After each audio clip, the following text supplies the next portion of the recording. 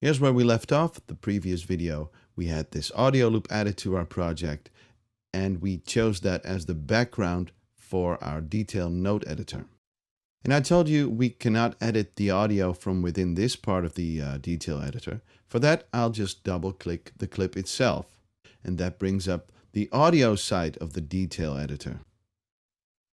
Again, there's the color of the clip alias representing the clip. There's the playhead.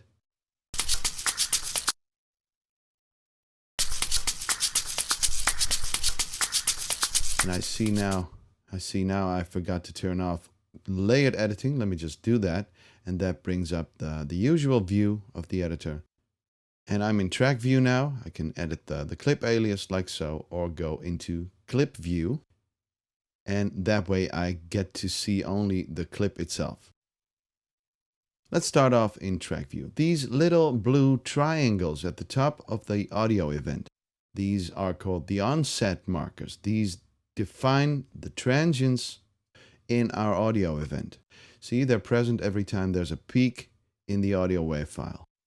And in the DAW in 2014, it's really very important to have this information because you can do a lot of things with this information. You can stretch audio files, you can speed them up, slow them down, and do all kinds of interesting editing stuff. And the most obvious way Bitwig Studio uses the onset markers is, of course, to have the loop play back at the tempo of our project. So if I want to change the tempo, let me just turn on the metronome.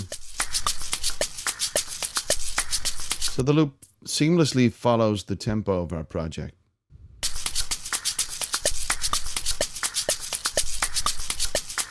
And that's just like you would expect. You wouldn't want it any other way these days, right? Now, what else could we come up with that we could do with these onset markers? Well, how about we can split the audio event at the onset markers? You can see them a lot better if I select onset from the menu.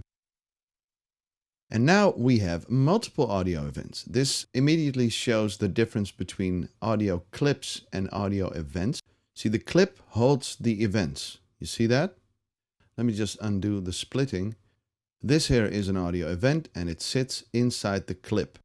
Okay, I can move that around and the events will come with it. Within the clip, I can move the audio event around.